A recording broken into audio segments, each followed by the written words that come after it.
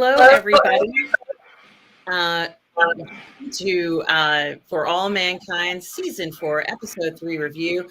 I am your host, Artem, and of course, I have with me today Julian Mushkin. Julian, how are you tonight? I'm doing wonderful on this Black Friday following Thanksgiving this year, and having stayed away from all the madness at the malls, I'm feeling great. Well, it's funny you mentioned madness at the malls. I watched a movie, as I was telling you a few minutes ago, called Thanksgiving that stars Patrick Dempsey. And it is a very interesting film. It is unfortunately a horror film about Thanksgiving in response to Black Friday. Like a bad event happens at Black Friday, and then there are all these things that happen in the town. So it is really interesting film. So if you want to watch something interesting, check out Thanksgiving with Patrick Dempsey. You won't be disappointed in that one, I assure you. And Tom Jr. Jackson's here. Hi, Tom. Says, welcome to the review tonight. Please do click the like and subscribe buttons for Positive Fandom and for the Burnettwork, and do enjoy the show tonight. Well, Julian, you and I have been reviewing For All Mankind this new season, season 4, and it has been very interesting, very different from previous seasons. And, you know, we find ourselves starting out on this season in particular, wondering what is going to happen to the fate of Margo. And I can't help but feel sorry for her. She certainly is having such a rocky road, Julian. My goodness. I really am terrified and had watched, let's say, before I saw the end of the episode, really scared as to what was going to happen to Margo.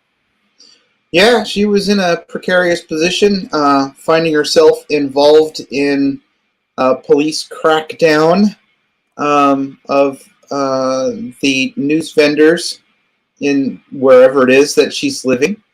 And so, yes, they follow up with that, where we find her in the truck with several others, and they're on their way to the station house to be, processed, I guess you'd say.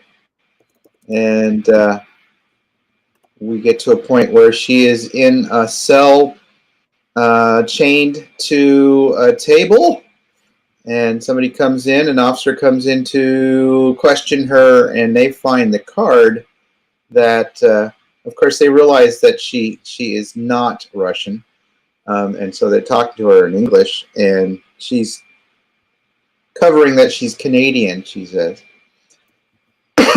Pardon me.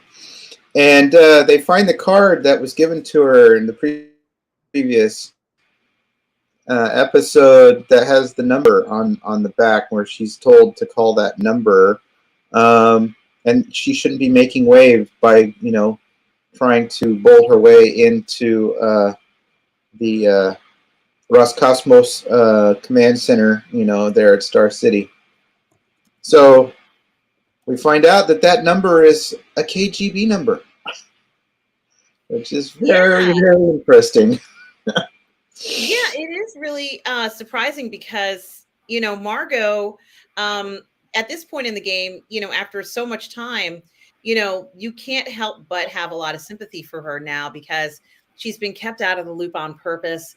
Over in Russia, we learned that she was told that she was going to be part of the system and work on projects, and she hasn't worked on anything. And she's even, taking the initiative herself and reaching out to people, trying to figure out what to do. And after sort of being thrown in the back of a truck, which is the only way I could put it from the last episode, she's not looking too good when you're in handcuffs in a prison. And, it was scary. Goodness gracious, Julian. I wasn't sure what they were going to do to her. And she's already seems kind of broken, like she's broken physically. I'm wondering what this is doing to her mentally. She seems to be hanging on. How does she have this type of resilience, Julian? I don't know. I'm perhaps having to find a way to thrive at NASA in an environment that was, mostly an old boys, club, that she had to fight. She had to continue to have that fortitude to continue to, just deal with it. instead of giving up and leaving. But she also didn't make too many waves either. So I think that's that's the trick of her backbone, so to speak, where she has this. She's just like, I'm a survivor. I'm going to make it. As we find out from her interrogator, that the police interrogator, that the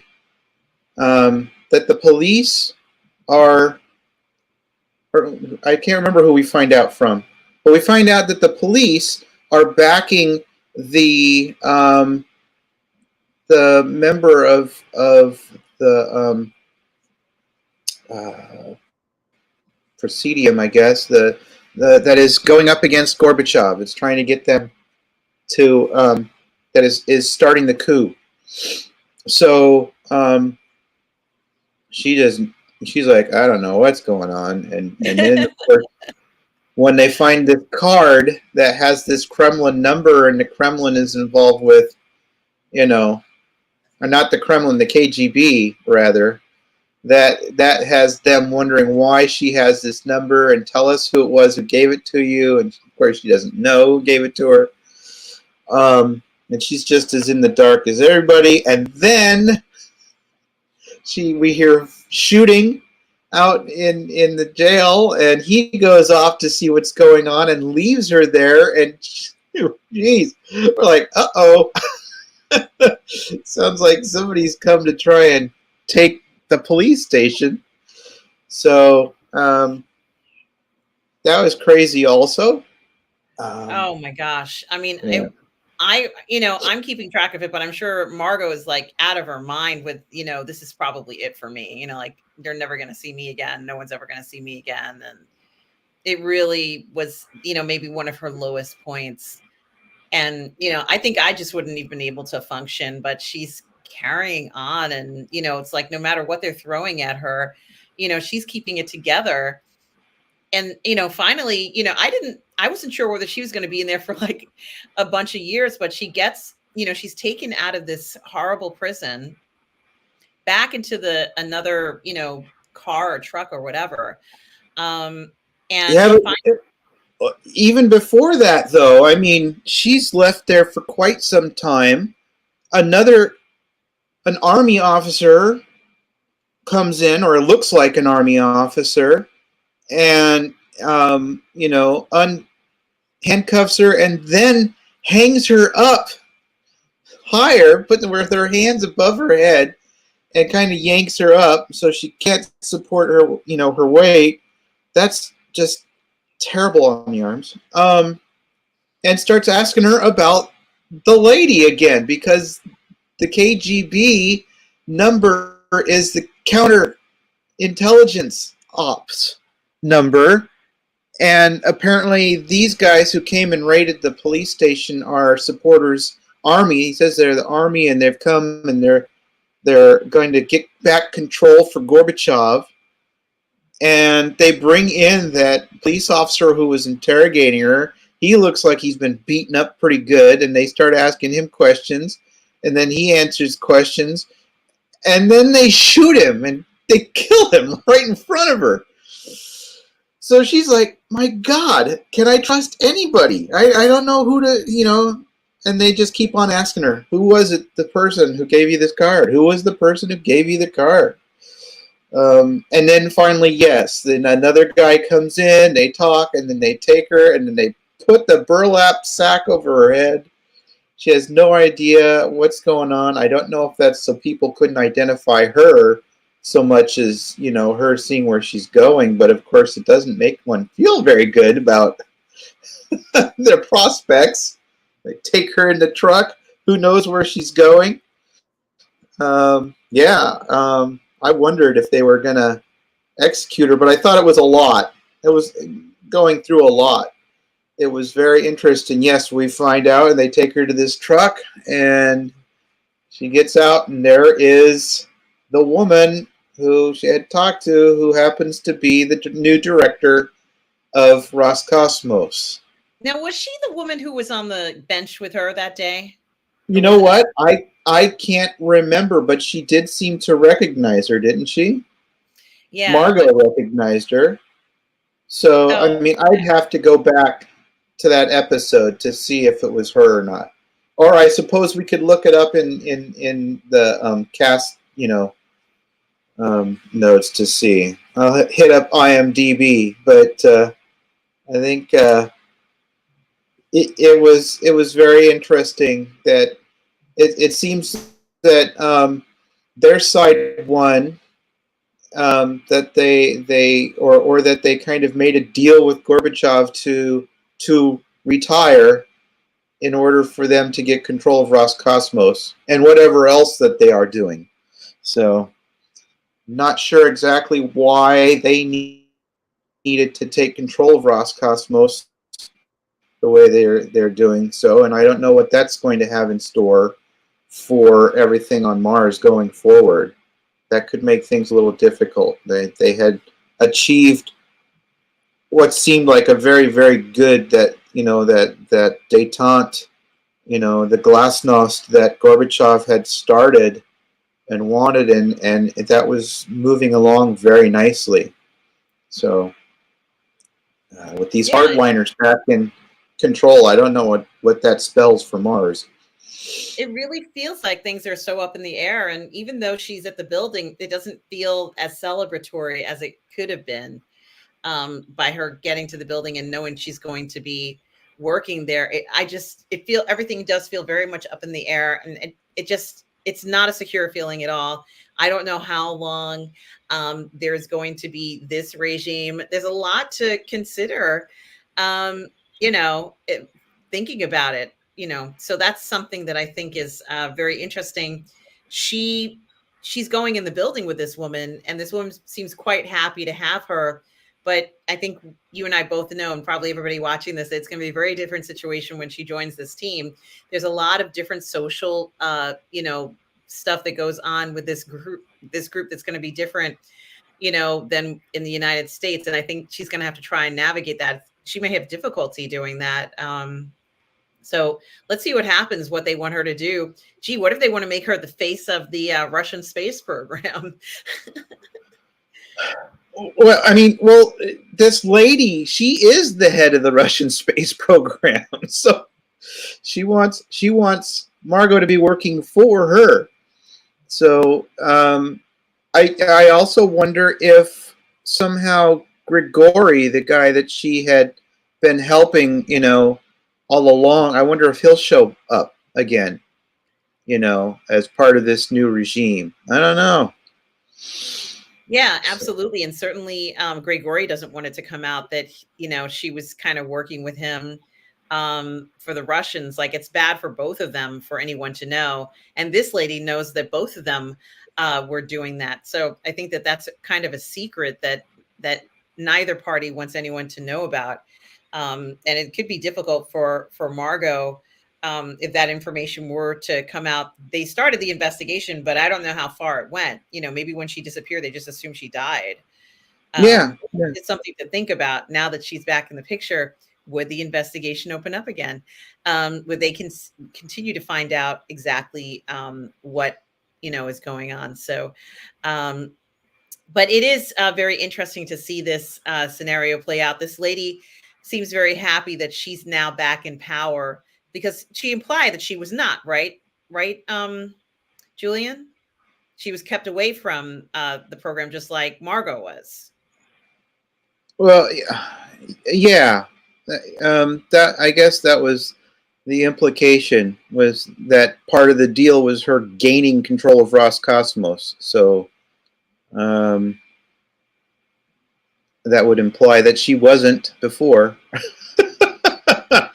So yeah, I'm not exactly sure where she falls into the chain of things. All we know is she's offering Margo a way back into being involved with space, and I guess that's really all that's important at this point. Yeah, I agree. So things, I guess, are looking better for Margo. At least she's not in a prison cell somewhere, or going out, to sit on a bench every afternoon, pretty much not doing anything with her life. It seems like it's on. She's got to be back on it now. Like it's on, Margo. You know, goodness gracious, Lord help her. Um, how do you think this is going to end up for Margo? Do you think she's going to stay in Russia, or do you think she's going to end up somewhere else? At this point, she's probably still has no choice but to stay in Russia. She, in fact, the more important she becomes for Roscosmos, the harder it's going to be for her to get out of there. Especially if these hardliners are the ones that are now in control in Russia, it's going to be a lot harder on everybody there. And, Big Brother's going to be watching. Big Brother and Big Sister. He's going to be watching everybody a lot more. I'm wondering if we know how she, when she was at NASA, even when she was director, she was often living in the office, sleeping in the, in a little bedroom in the back room there.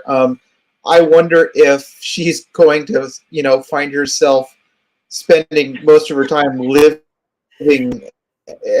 there at Star City in an office, kind of in a little cocoon type thing, and that's probably all to the better for the Russians as far as they're concerned. They don't want the Western world finding out that she's alive, so until it doesn't matter, at some point.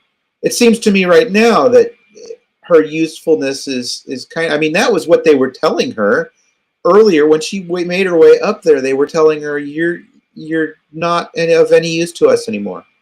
You're behind everything that's going on, so we don't need you anymore. So that'll be interesting to see how she gets herself up to speed in dealing with a lot of this stuff. Yeah, it will be interesting, and I don't think she's going to have a problem getting back up to speed personally. I think. Oh no, she's very intelligent. Yes. Yeah, and I think in her particular case, what's going to happen is that people are going to try to make her do things she doesn't want to do. That's what I think is going to happen, which we've seen historically for her, unfortunately. And we find ourselves kind of, it's not exactly back with the ladies again, with Kelly and Alita, who, it's true, they're trying to pitch this new idea to the private sector.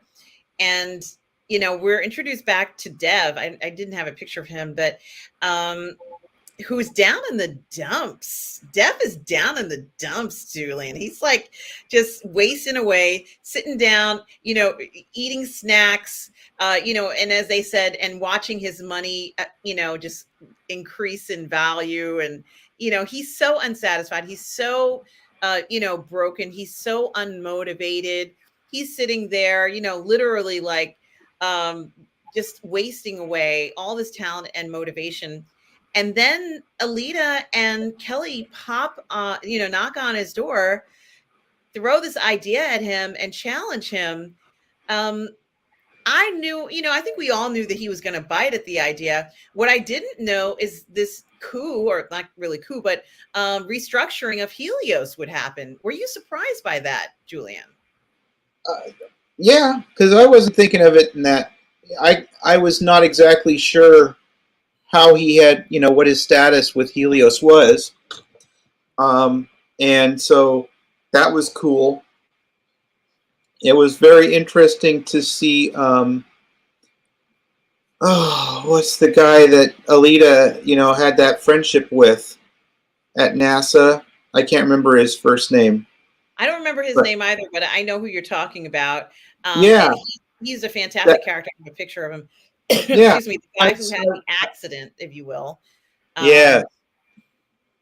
I was so happy that we got to see him again, that he was still part of the story, and that their friendship was part of that,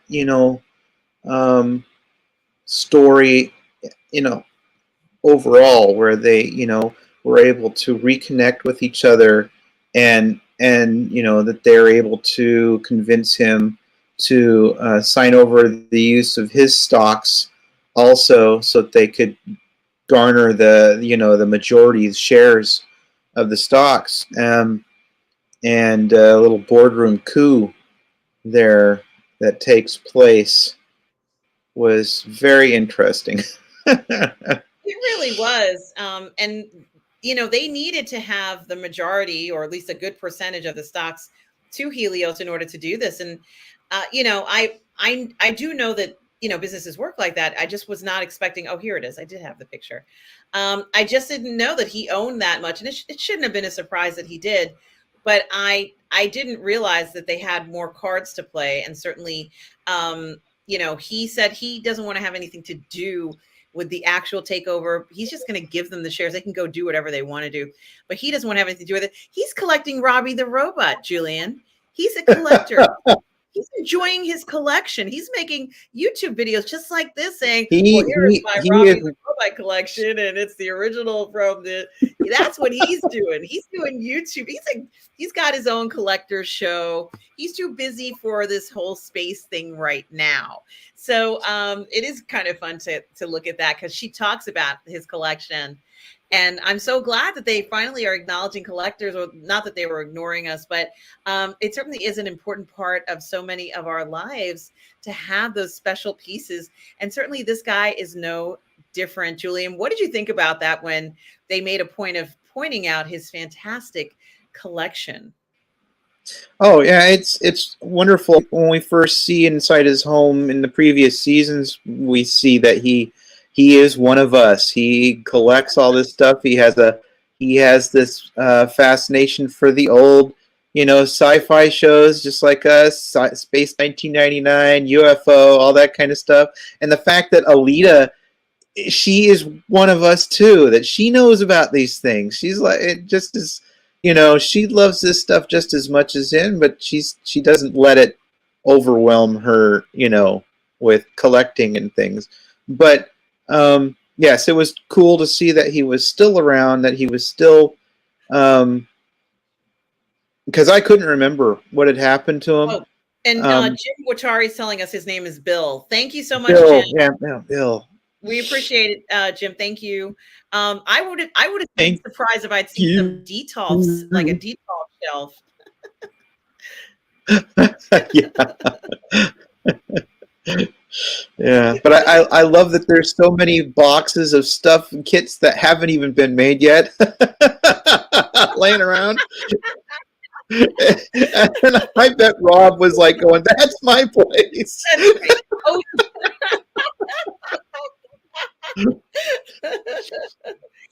Oh, it's so good. It is so good. I think they certainly struck a nerve there, a chord. They know who's watching, and they're doing things like that in the story for us to enjoy. And he's a fascinating guy. He's just, kind of on his own, enjoying himself. But, I think it is very interesting. He very specifically says he doesn't even want to be involved in the project, even though the project is fascinating, Julian. And, having Dev reinvigorate this new version of Dev, this new and improved, where he gets in there and he's like, he comes in there, he says, "I know the bylaws," because he probably wrote them, right, Julian? Yeah. "I know the bylaws of the company, and I can do this, and you're out of here. You're fired." He comes in there literally it's like Donald Trump. He's like, "You're fired." Yeah. "You're fired." Yeah. "You're fired." It's like it's the craziest. Fiscal, you guys are all out of here. Goodbye, Fiscal. Bye bye. He's very orderly, and people pack up their stuff, and and then he starts to kind of gets into this. You start to feel the dream again. It's just like it starts just a little bit. It's like you could feel the dream coming back into the story. Julian, just last week we were talking about moving away from discovery, moving away from wanting to find new things. And now it feels like we're back on track on the show. What do you think about this switch that feels like we're going to go and discover new things again, finally, in the show? What do you think about this, way of segueing right back to discovery and imagination and, kind of what we feel the show is about?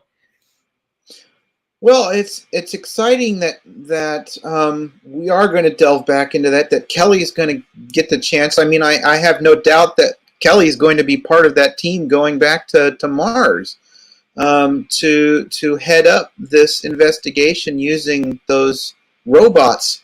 But I also found myself wondering, well, Helios still runs the supply side and the maintenance side of Happy Valley, and how is Dev's plans of how is his restructuring? How is that going to affect the pipeline of supplies and everything coming out to Mars, and those workers that work for Helios?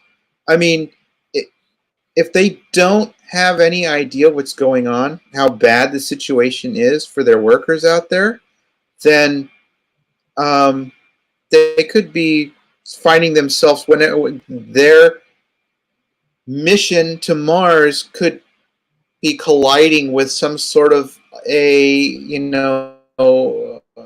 incident at Happy Valley that could jeopardize everything that's going on. So that'll be very interesting. Seems like that's usually how you want to do it. Yeah, and this is a company that's heavily invested in this financially, especially. They are maybe they're not a monopoly anymore, but they certainly are heavily invested in mining on the moon. And then, the notion, the last time we visited this company, they didn't want to have anything to do with Mars. They were very reluctant to go there. And they felt like that wasn't the direction they wanted to go in, and that this wild goose chase of going to Mars was something that was ridiculous for the company and not the vision. And now, they're back on track to doing this thing. And you talked about the workers who are in these locations. Obviously, Dev's whole thing, along with Kelly and Alita, it's not a mission necessarily entirely for workers like this lady here. It's meant for robots. It's a robot that's meant to do a good portion of the work, and not only do a good portion of the work, but to preserve the samples, as Kelly said, in a condition so they can assess as to whether life is there or not in a way that no one else can. Only the robot can do it. It is concerning, and it sounds like it's going to put a whole bunch of people out of work. Julian. If Helios under Dev decides that their astronauts who are there to work on the mining stuff are going to be not needed anymore, that's a big problem. This gal, she could find herself heading back home. Or something, Yeah, I mean, that is something to think about. And they're not just talking about a project that's going to affect, looking for life. Obviously, I see people having several applications, as you said, Julian, mining. Everything that they do, it would be completely computer or robotically operated. And I don't really see a problem with that. But like this lady here, and of course Dale, the other character who we've kind of grown to really like a lot, she knows that Dale is not in the best spirits, and everybody's upset that they're just not really making what they thought they were going to make in this environment, and they're pretty much stuck on the planet. There's nothing they can really do to get off of the planet except Helios, not Helios, but a lot of money if they tried to get off of that.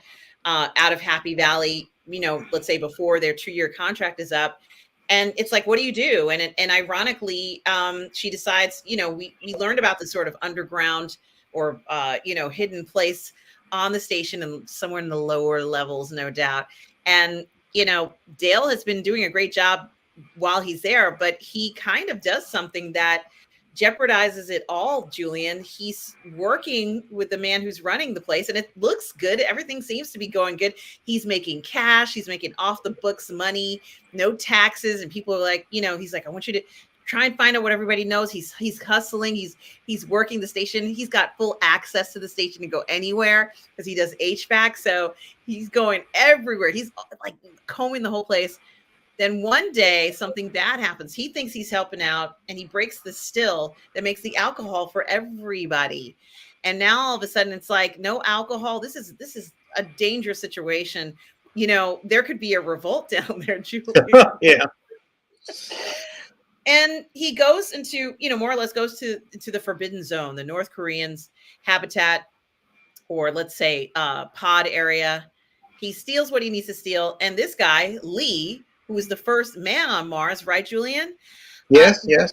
Makes a request that neither nor I nor anybody else could have possibly imagined that he would make. Julian, did your eyes pop out of your head with what he requested? Tell us what he requested. I'm sure many of you guys already know. Were you flabbergasted? Because I know I sure was. Well, yeah, Dale is trying to help out, and his help kind of blows the thermostat on the still, and there are no replacements in the area that are available until his buddy does an inventory check and finds that there happens to be one in the Korean sector, or the North Koreans' habitat. And of course, they've been told that is no area for them to go to. Stay away, stay away. But he decides that, necessity is the mother of invention, and he figures out a way to make it look like he needs to be in there. And so, under the guise of there might be a methane leak, he makes his way in, clears the whole area, and gets into their refrigerator and takes the thermostat. Now, I don't know what their refrigerator was going to do in the meantime without the thermostat, because they would obviously find, where's our thermostat? So it seems like a plan that would be destined for eventual failure at some point, except that when he starts to go, here's first man on Mars, the original Martian, so to speak, and he says, I understand what you're doing, and so here's what you need to do for me. So first we see him, he gets back and helps. He shows him he's got the new thermostat. They get the still back up and running. Everything's great. And he goes, and I've got you a new customer.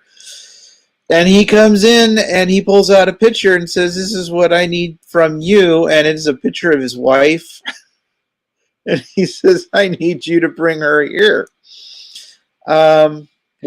Okay. So we've been smuggling tampons and cigarettes and, all sorts of other sundry bits for the people living up there, Playboy magazines and such, Penthouse.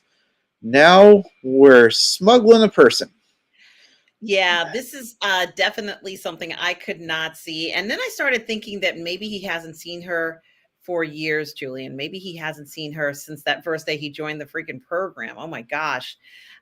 Maybe it's been 5-10 years even. And, this must be breaking his heart. And I really started to think that there's a lot more going on behind the scenes for many of these other astronauts that we don't know. And if they can pull this off, I think it's going to be the best engineering miracle we've ever seen. And I speculated with you that, as far as I'm concerned, the best way to do it is to bring her up as an American. No one would know who she is. Bring her up as one of the people who does HVAC. Lie about her, what she can do, and just bring her through that way. Let her be on the American side. He's in the North Korean side, and then they can meet up in this special place if they have to.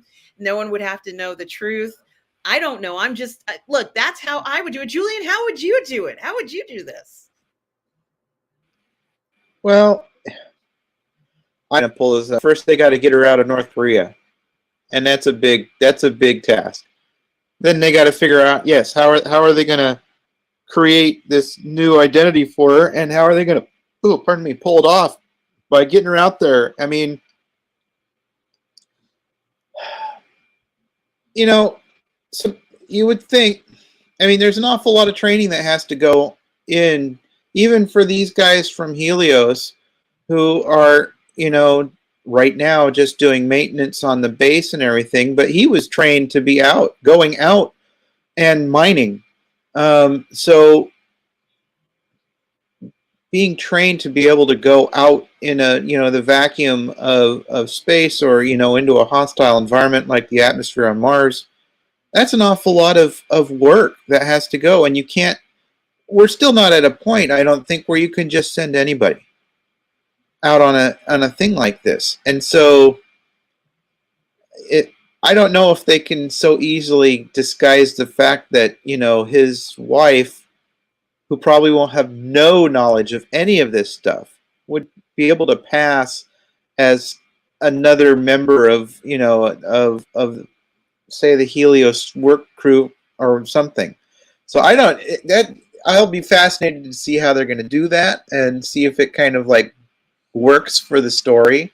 I mean, these are the kind of things that can, you know, if you don't execute it right in the story, it could kind of um, degrade, you know, our belief. It could that verisimilitude. It could degrade the verisimilitude a little bit if they're not careful on how they handle this. So they've managed really good throughout the first 3 seasons and now into the fourth. I think they'll be able to pull it off, and I'm really curious to see what they're going to do.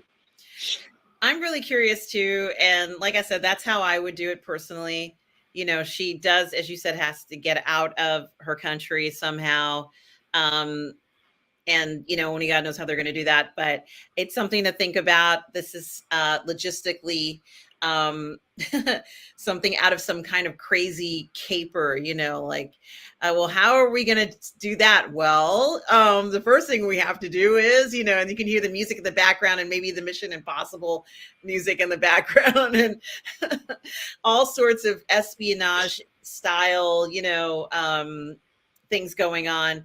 I love it, Julian. This is really something I did not see coming.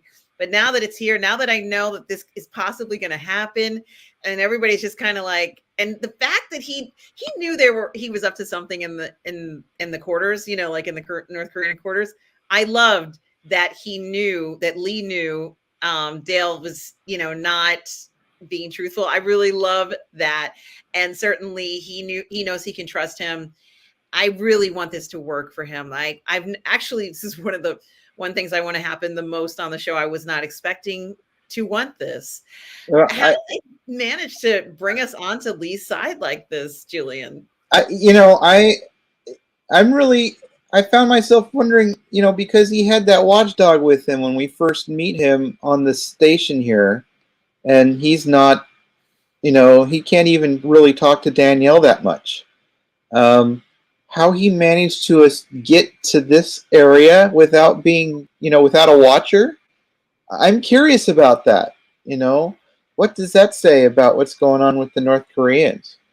So, But you know what it makes me also wonder is that if they can possibly sneak a person onto the station without anybody knowing, is it possible, Julian? Is it possible that Danny is on this station somewhere? What do you think? anything's possible, I guess. The problem you have to run into in some of this is that all all of all of their resources have to be accounted for really tightly, and specifically like oxygen consumption and things like that. So you bring in additional bodies that are going to start, you know, going through CO2 scrubbers and all that kind of stuff. You start going through that stuff a little bit faster, and you know the powers that be are going to start wondering what's going on. Why are we going through this stuff so fast? Why is our oxygen content going through faster? Why are we having to clear out our CO2 scrubbers more often? We only have X a number of people on here, and something's going on. So I don't know how. I mean, some again, it's going to be really interesting to see how they pull this one off.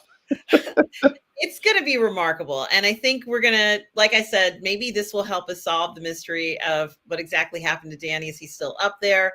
No one ever talks about Danny, and they've purposely not told us for a particular reason. So, you know, maybe there is something that's happening involving him, or, you know, this whole, let's say, I'm going to say secret visitors to the station, visitors that we didn't know we were going to be having to the station. And certainly it does create a lot of excitement.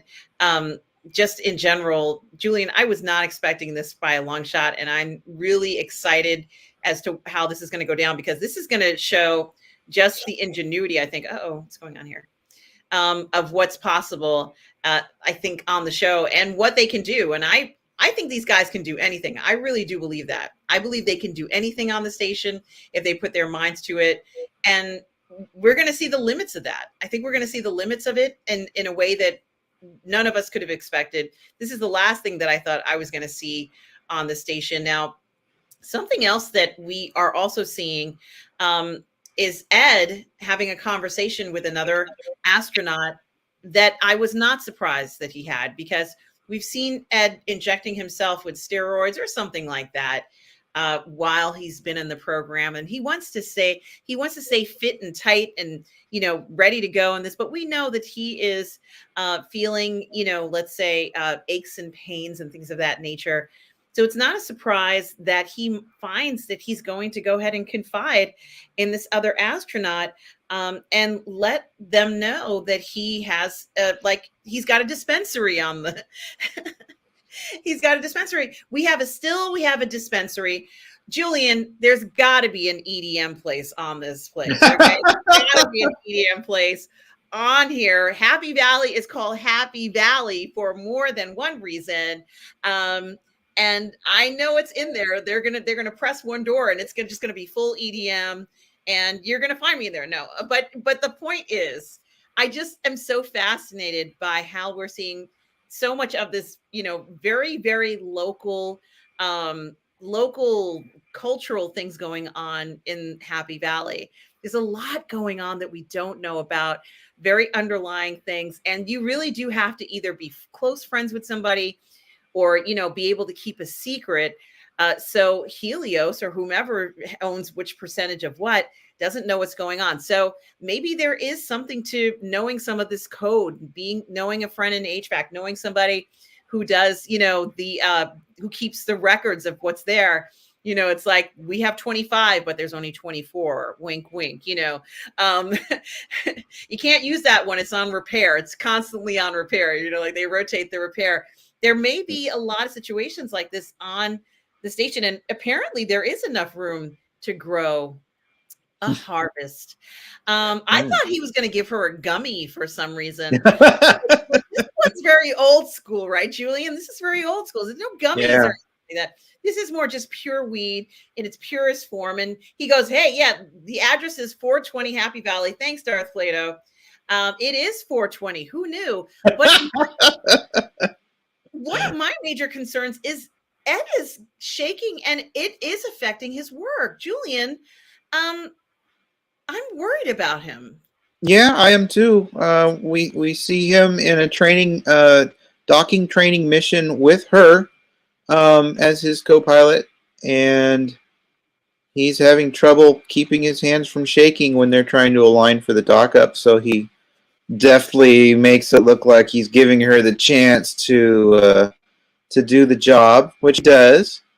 But if she had failed, there would have been questions as to, Ed, why did you do that? So yes, he's trying to hide the fact that he's having some tremors from time to time, and so later on he finds that she is having some back spasms, some pain that she's unable to take care of also.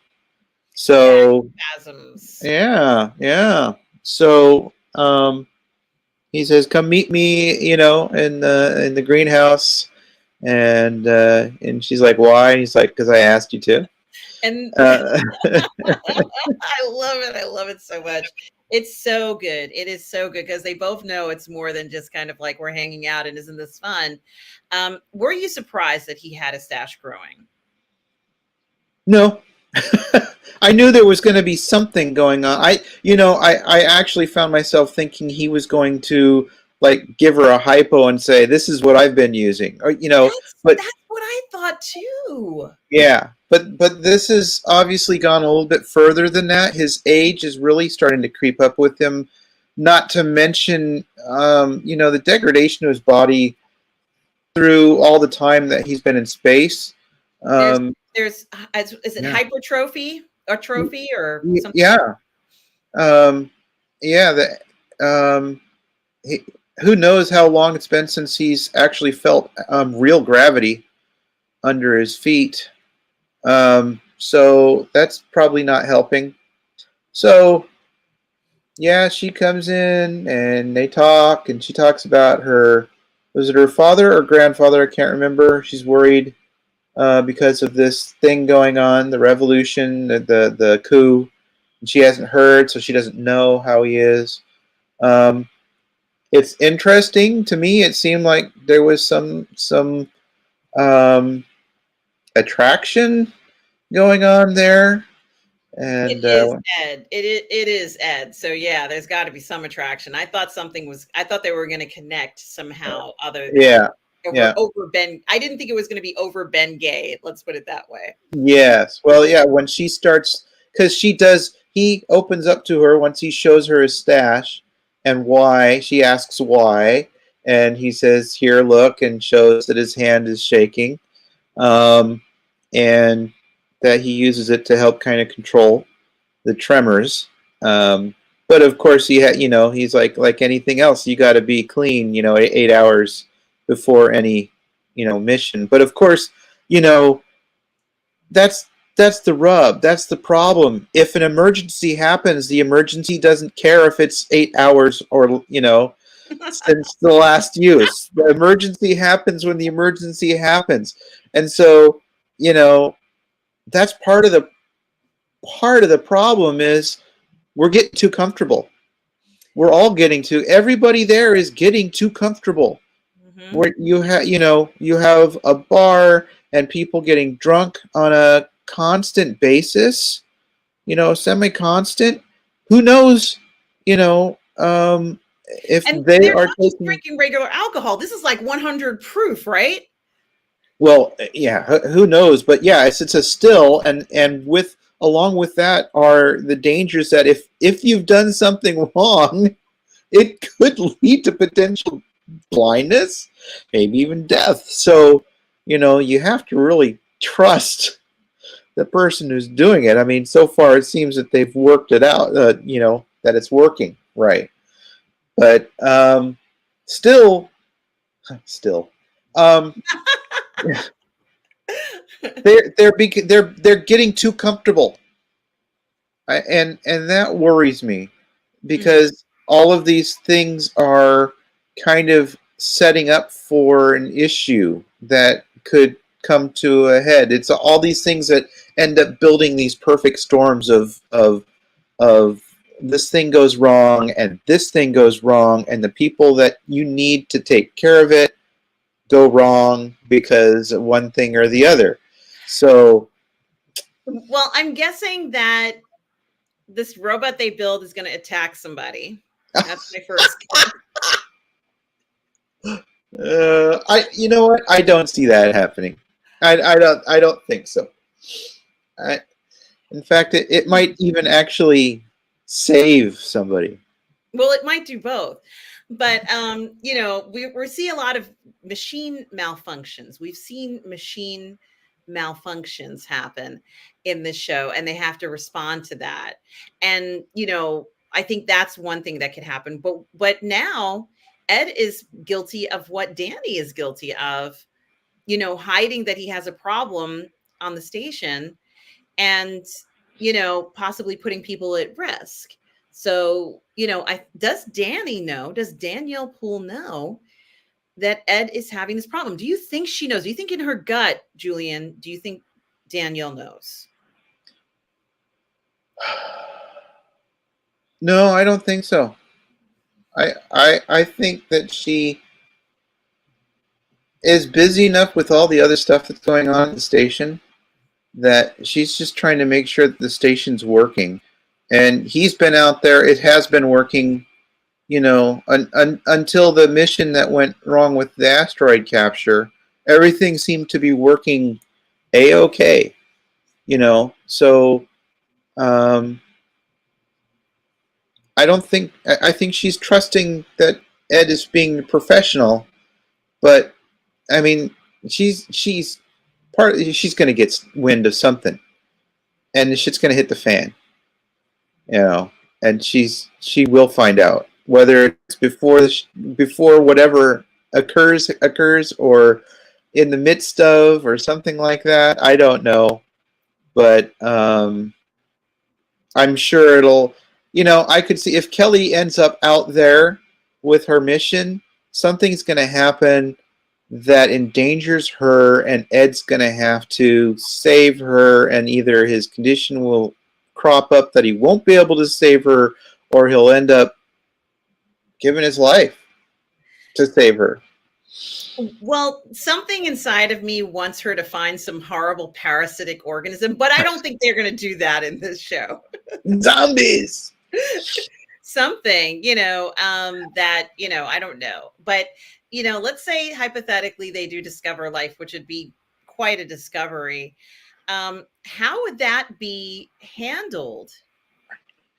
What, you keep on talking about young Danny out there, marooned in the, thing. Maybe we'll see like a half backstory episode where he, figures out how to make, more of a living space or something instead of just the little pod, and that maybe he discovers like the life form type thing before anybody else, and I don't know. Maybe he ends up helping save them from whatever transpires at the base. Wouldn't that be quite a way for him to redeem himself? I would love something like that, to be honest with you, Julian. I would love for Danny to come back and to be the saving grace, if you will, for everybody, for all mankind. He could just come back and be that person.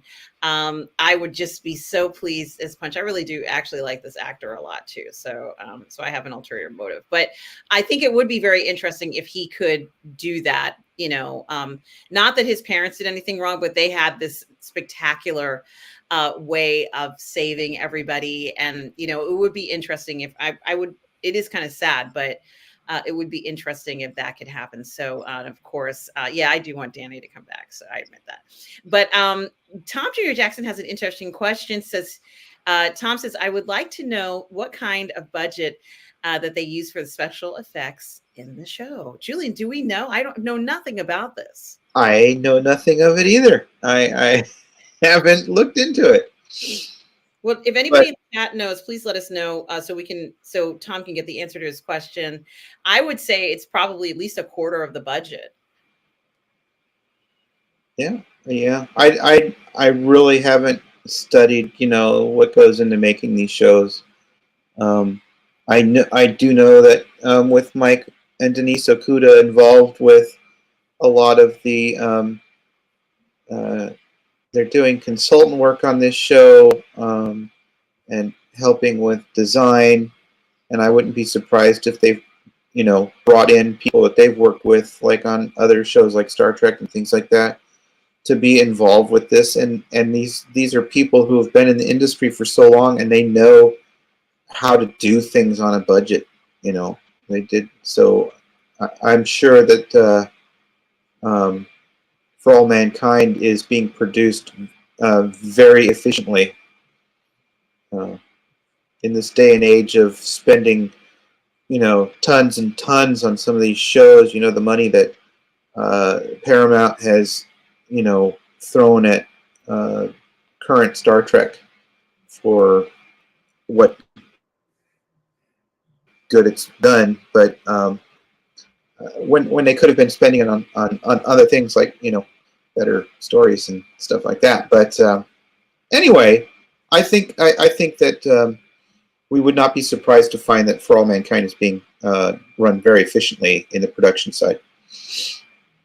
Well, I have to say, Julian, my theory is that they're going to get that lady onto the station. They're going to bring her in as an American, obviously as one of the HVAC guys. That's how I would do it. I'm sure some of you in the chat have a way of how they would handle this, but that's how I would do it. And of course, we know we're going to see those robots up there. And I'm just waiting for one of those things to malfunction. At least that's my prediction, Julian. It's going to discover life, but they won't be able to analyze it. So they'll make a discovery, but they won't be able to do anything with it. Just the knowledge that it's there, and it will be heartbreaking. You mentioned you think that Kelly will be in some kind of a bind again, and Ed won't be able to save her this time. Wouldn't it be something if Danny popped up at that moment? That would be spectacular. And I think Margo is going to be. I don't think she's going to be. I guess maybe she can't be made the forefront of the Russian program, but she might be someone who, once they have her now, will make the program twice as strong as it was before, Julian. And then they can break away from the United States, maybe have their own location on Happy Valley or on Mars or wherever. And that could be something that we see coming up. What are some of your predictions, Julian? Well, I made the predictions that I thought, oh, maybe they could do this, maybe they could do this. I don't know if it's efficient. We don't know exactly what the hardliners in Russia want to do exactly. Do they want to just? Yeah, I mean, your thoughts on that they might want to separate. I don't find this a very efficient thing to do, but of course, politics is not always very efficient. And, we've, even in our own world today, we've been told, we're hearing that the Russians want to, move away from the ISS, that they don't want to continue doing anything with the ISS, that they're going to build their own station to do stuff with. So, and in particular, I think some of this is because we started using, Dragon through SpaceX to get people up to the ISS, in addition to sending people up through Soyuz missions with Roscosmos. So I think it's a little bit of you're taking money away from us, so we're just going to go away and you can figure it all out yourself type. They're having a little snit. But we'll see what comes of that. I don't know. Right now, I don't know how much money Roscosmos is getting from the Russian state, because they're so busy putting money into buying weapons from China and North Korea so that they can continue this idiotic war in Ukraine. So I doubt there's much of a budget going to their space program at this immediate time.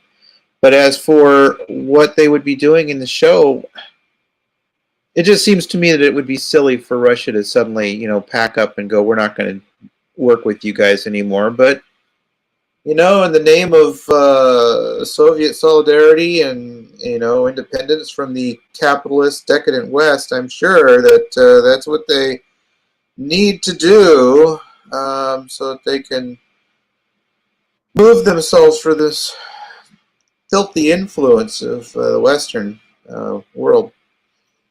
So that could confuse things as well. Would we see a bunch of Russian cosmonauts up at Happy Valley suddenly asking for asylum amongst the U.S., right? I mean, would they?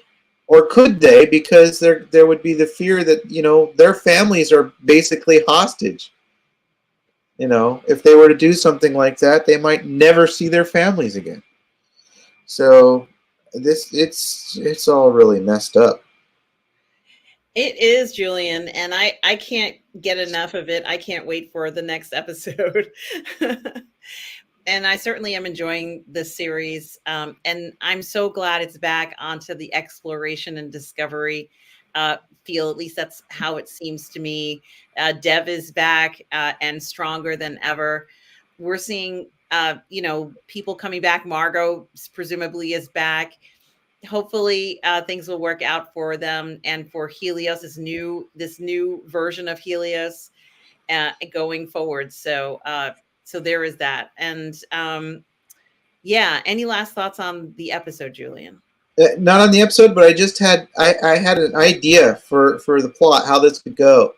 They return to trying to bring the asteroid into Mars orbit so they can mine it. Something goes wrong again, but this time the asteroid is going to fall into Mars atmosphere, and the trajectory will have it crash on or near Happy Valley, and they have to figure out to work together to stop it from happening. I love that. I love I'm like, okay, that brings it all back together, right? I am so down for that. I can't wait for that to happen. Let's see if this happens, Julian. It sounds very plausible. I love the thought of that happening. And I am so excited to see what the next episode will bring. So there is that. I want to thank everybody in the chat for being here tonight, listening to the review. I want to thank Tom Jr. Jackson. We are all goof people, Tom. Thank you so much for your help with moderating, collaborating, and everything else, Tom, that you do. And Julian, where can people find you? They can find me on Facebook. They can find me on Instagram. They can find me right here on the Burnettwork and Positive Fandom. Excellent. And guys, you can always find me here on Positive Fandom and the Burnettwork. Just want to thank all of you for supporting the channel. And certainly, guys, thank you for watching the show. And remember, everybody, no matter where you are in the galaxy, always remember to please be kind. Take care, everybody. Cheers.